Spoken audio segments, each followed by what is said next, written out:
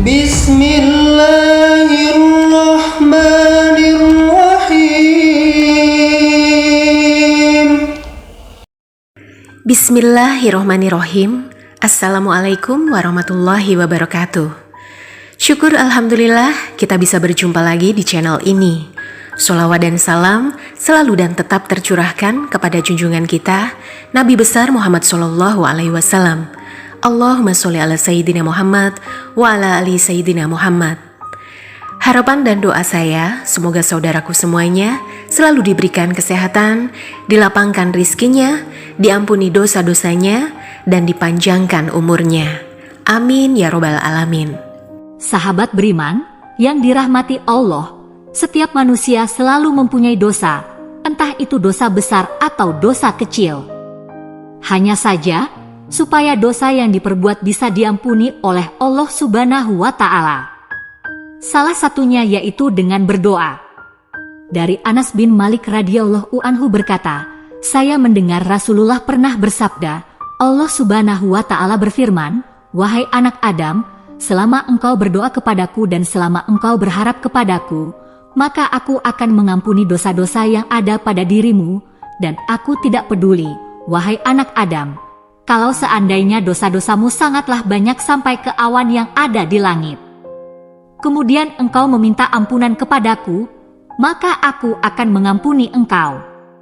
Wahai anak Adam, kalau seandainya engkau datang kepadaku dengan membawa dosa-dosa sebesar bumi, kemudian engkau bertemu dengan aku dalam keadaan tidak berbuat syirik kepadaku sama sekali, maka aku akan mendatangi engkau dengan ampunan pula, sebesar bumi.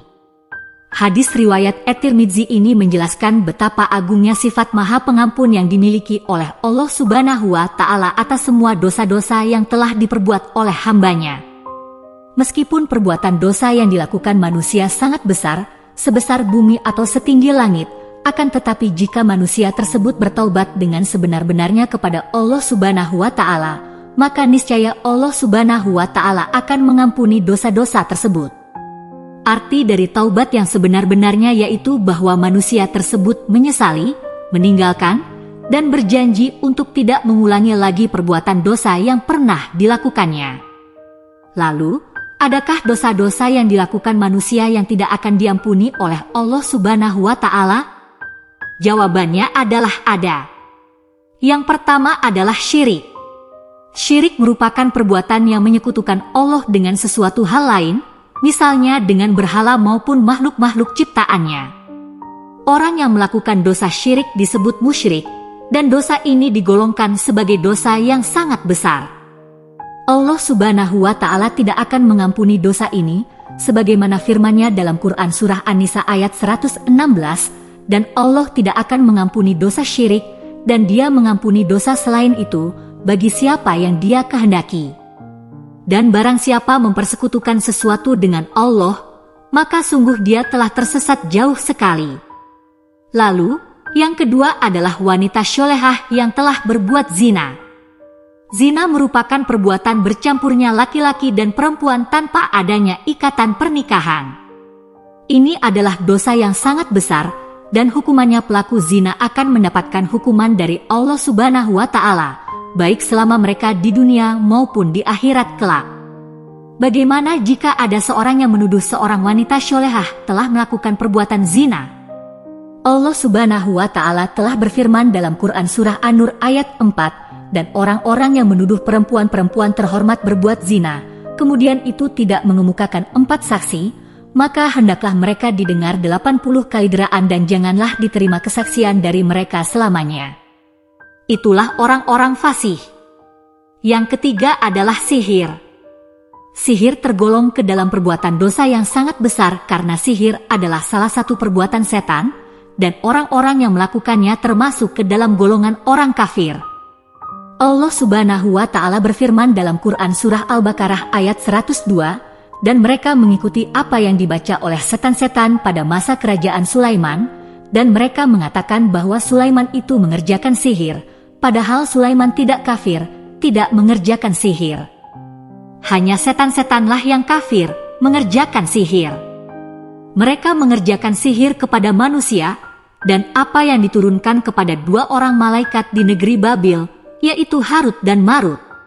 Sedang keduanya tidak mengerjakan sesuatu kepada seseorang sebelum mengatakan, "Sesungguhnya kami hanya cobaan bagimu, sebab itu janganlah kamu kafir." Maka mereka mempelajari dari kedua malaikat itu apa yang dengan sihir itu mereka dapat menceraikan antara seorang suami dan istrinya.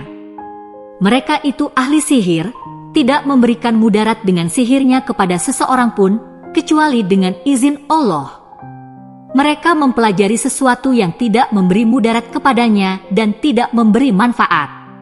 Sesungguhnya mereka telah meyakini bahwa barang siapa yang menukarnya kitab Allah dengan sihir itu, tiadalah baginya keuntungannya, dan amat jahatlah perbuatan mereka. Lalu, yang keempat adalah membunuh jiwa yang Allah haramkan, kecuali dengan hak. Maksudnya adalah manusia, baik itu muslim maupun non-muslim, haram untuk dibunuh tanpa adanya alasan yang dibenarkan oleh syariat. Hal ini sebagaimana firman Allah Subhanahu wa Ta'ala dalam Quran Surah Al-Maidah ayat 32, "Dan janganlah kamu membunuh jiwa yang diharamkan Allah untuk membunuhnya, kecuali dengan suatu sebab yang benar.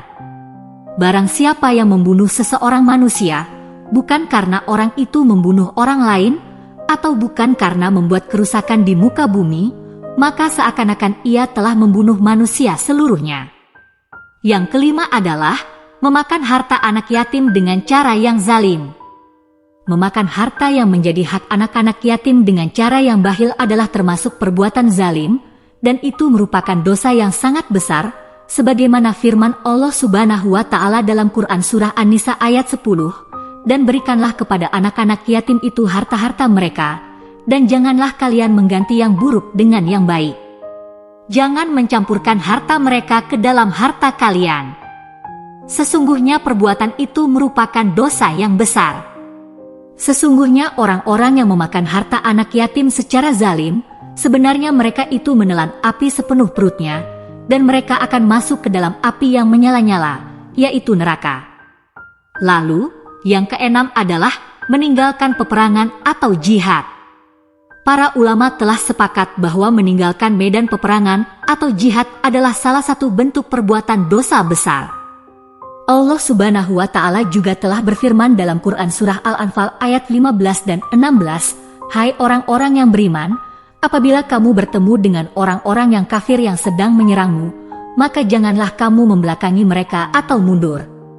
Barang siapa yang membelakangi mereka atau mundur di waktu itu, kecuali berbelok untuk siasat orang, atau hendak menggabungkan diri dengan pasukan yang lain, maka sesungguhnya orang itu kembali dengan membawa kemurkaan dari Allah dan tempat yang adalah neraka jahanam, dan amat burulah tempat kembalinya."